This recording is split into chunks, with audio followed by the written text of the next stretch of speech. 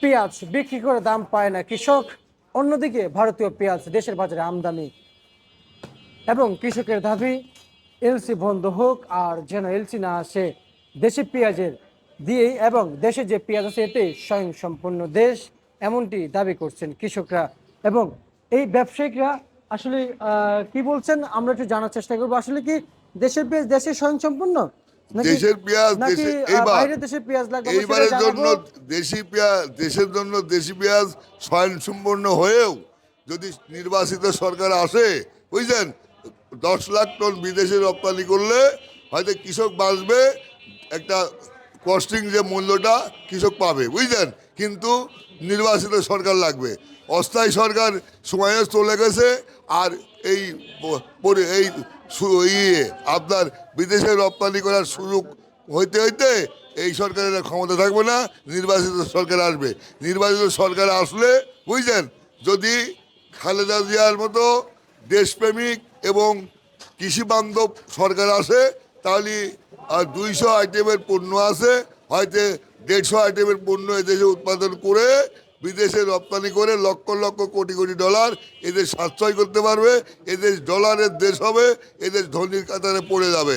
যেমন আপনার মাধ্যমে জানাতে চাই, 91 সালে খালেদা জিয়া প্রধানমন্ত্রী হয়ে বাংলাদেশের যত কৃষকের 8,000 টাকা লোন ছিল, সম্পূর্ণ লোন মওকুফ করে দিয়েছিল, এবং 20,000 টাকা লোন যাদের ছিল তাদের সুদ মওকুফ করেছিল।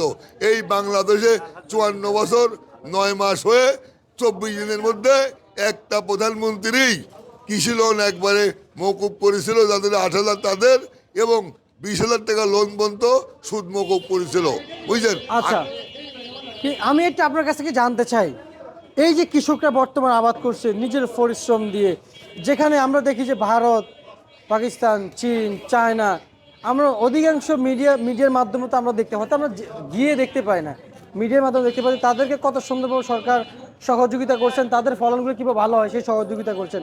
আমাদের দেশে কি এমনটা হয়? আমাদের দেশে মোটেও হয় না। দেশ স্বাধীনতা বেশ অনেক বছর হয়ে যাচ্ছে। ভারতে দেখি যে 72-73 সনে ওই দেশের কৃষকেরা ভাতের মার খায় জীবনযাপন করেছে। ওই দেশের সরকার, ওই দেশের প্রধানমন্ত্রী, ওই দেশের এমপি কৃষকের সাথে কাঁধে কাঁধ মিলা কৃষকের মানে সরকারের পাশে থাকি। মাটির নিচ দিয়ে পানির লাইন, মাটির নিচ দিয়ে বিদ্যুতের লাইন, মাটির নিচ দিয়ে সব রকম আপনার পলিসি করে, মানে ফসল উৎপাদন করে কৃষি বিপ্লব ঘটা 19টা রাষ্ট্রে ভারত কৃষি পণ্য রপ্তানি করে। ওই দেশের মুখ গোটা বিশ্বের দরবারে কৃষি কৃষি উৎপাদন করে তাদের মুখ উজ্জ্বল হয়েছে। আজকেও যদি আমরা বাংলাদেশে যেটা ভুল আবার হয়ে গেছে, আসুন সবাই মিলে কৃষকের পাশে দাঁড়াই, কৃষকের স্বল্প মেয়াদে লোন দিই, স্বল্প ইন্টারেস্টে লোন দিই, তেলে ভর্তুকি দিই, সারে ভর্তুকি দিই, দিয়ে কৃষকের পাশে দাঁড়া। এই দেশ হলি ফলে আর ফুলের দেশ। কৃষকের ভর্তুকি দিয়ে কৃষি পণ্য উৎপাদন করে এই দেশে কৃষি চাহিদা মিটা, আপনার বহির্বিশ্বে রপ্তানি করে বিদেশের ডলার সাশ্রয় করি। এটা সোনার মাটি, সোনার দেশ, সোনার মাটি।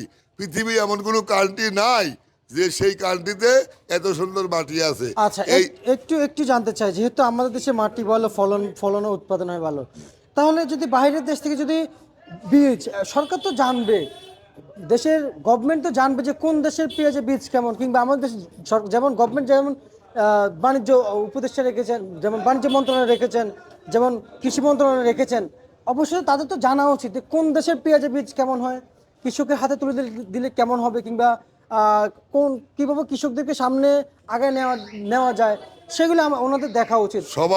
সবাই জানে কোন দেশের বীজ কেমন, কোন দেশের মাল কেমন, সবাই জানে। কিন্তু তাহলে আসছে না কেন বাংলাদেশে? এটা হলি সৎ মানুষের অভাব। আচ্ছা, সৎ মানুষের অভাবের কারণে বীজ নিয়ে আসে না, লিয়ে আসে হলি ফল, বুঝলেন। বীজ নিয়ে আসে না, লিয়ে আসে হলি পেঁয়াজ, বীজ নিয়ে আসে না, লিয়ে আসে রসুন, বুঝলেন।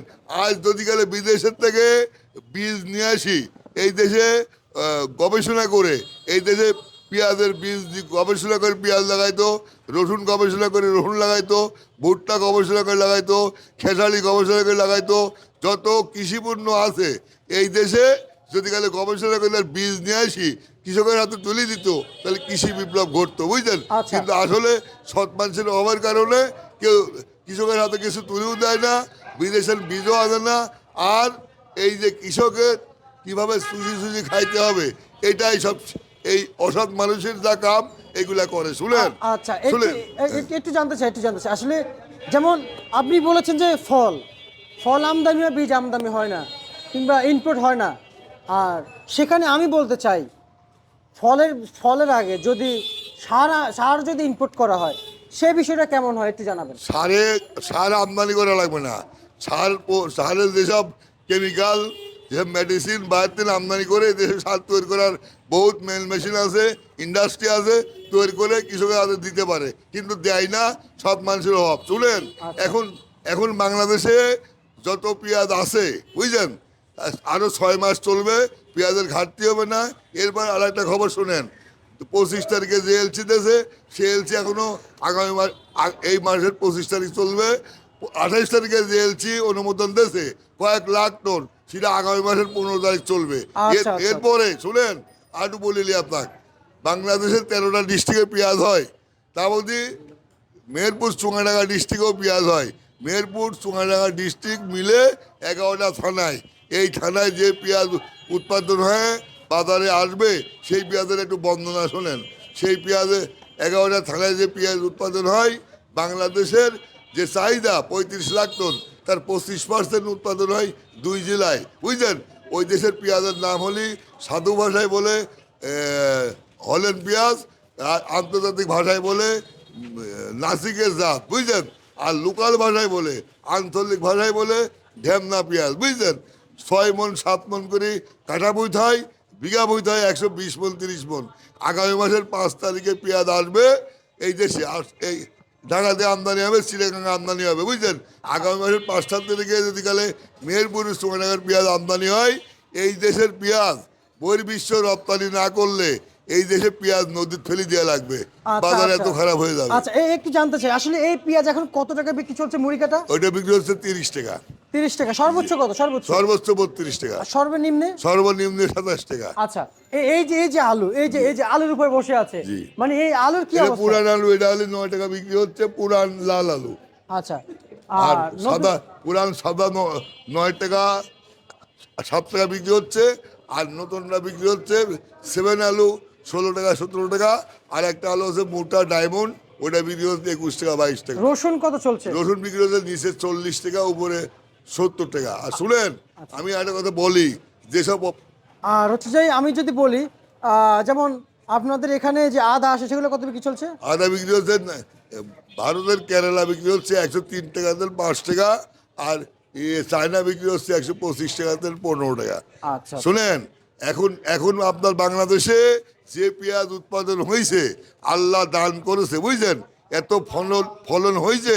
এখন ওই যে যেসব অফিসাররা ঘুষ খায় লক্ষ লক্ষ টন পেঁয়াজ 2 রাতি অনুমোদন দিল, সেই সব অফিসারের সুনীল বন্ধন করজোড়ে মিনতি আকুল আবেদন সবিনয় নিবেদন, যে যেসব রাষ্ট্রদের পেঁয়াজ আপনারা টাকার বিনিময়ে আমদানি করলেন, কোটি কোটি টাকা ঘুষ খায় আমদানি করলেন, ওই সব রাষ্ট্রে আমার দেশে আলু আছে রপ্তানি করেন, আমার দেশে রসুন আছে, ওই সব রাষ্ট্রে রপ্তানি করেন।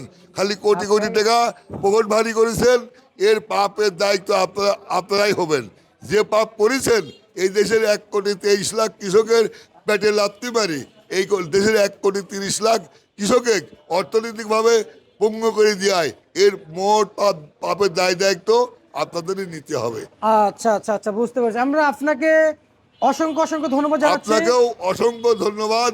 আগামী দিন যদি গেলে তারেক জিয়া ক্ষমতায় আসে, হয়তো কৃষকের পাশে দাঁড়াবে, কৃষকের সাথে কাঁধে কাঁধ মিলা, হাতে হাত মিলা এই দেশে কৃষি বিপ্লব ঘটাবে বলে আমি আশা করি। আপনাকে অসংখ্য ধন্যবাদ। আপনাকেও অসংখ্য ধন্যবাদ। আজকের সর্বশেষ ভারত তালিকা প্রিয় দর্শক, ঢাকা থেকে